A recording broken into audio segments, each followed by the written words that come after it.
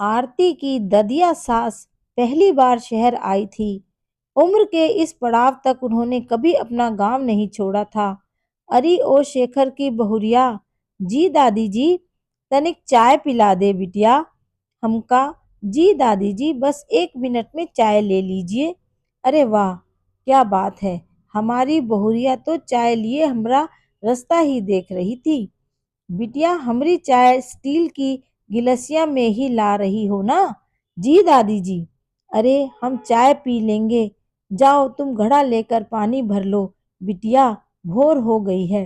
हंसते हुए आरती ने कहा, अरे दादी जी, यहाँ घड़ा लेकर पानी भरने नहीं जाना पड़ता।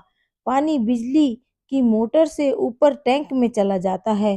फिर फिल्टर को साफ हुआ पानी फिर फिल्टर से साफ हुआ पानी हम पीते हैं। अच्छा, यहाँ कुछ नया सिस्टम है बहुरिया। हमरे गांव में भी अब हैंडपंप लग गए हैं, पर अब पहले जैसी बात कहाँ। अरे दादी जी, मुझे बताइए ना, पहले आप कैसे मैनेज करती थी? पहले क्या आप तालाब से पानी भरती थी? हाँ बिटिया, वो जमाना ही कुछ अलग था।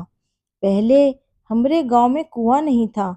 हम सब औरतें इकट्ठी होकर गांव के आखिरी छोर पर तालाब किनारे पानी भरने जाती थी। वह पनघट ही नहीं था।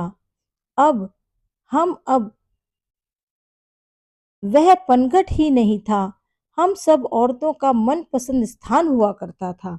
हम सब पनघट पर हमरे सुख दुख साझा करती, खूब बतियाती, जोर का ठहाका लगाती, एक दूसरे से फैशन के बारे में पूछती, किसने कैसी साड़ी पहनी, कैसी बिंदी लगाई, चाहे नई बहुरिया हो चाहे पुरानी, मटका सिर पर सबको रखना पड़ता।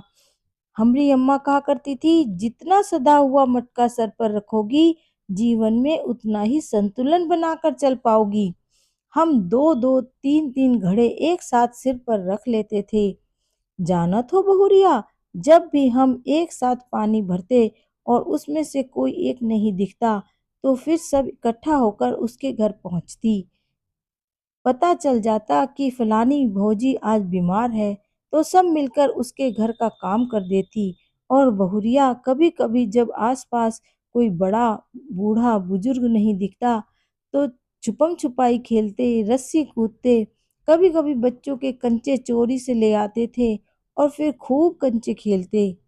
कभी कभी खूब नाचे गाए भी, कभी संग बैठकर आलता भी लगाया। क्या मजा आता, क्या हंसी ठिठोली होती बिटिया। ऐसे ही समय कब बीत जाता पता ही नहीं पड़ता। धीरे धीरे गांव में कुआं बन गया। फिर क्या था, सारे पनघट की पंचायत कुएं पर लगती।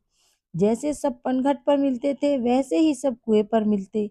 कभी कोई रस्सी खींचता, कभी कोई और कोई बीमार होता तो उसका घड़ा दूसरा भर देता।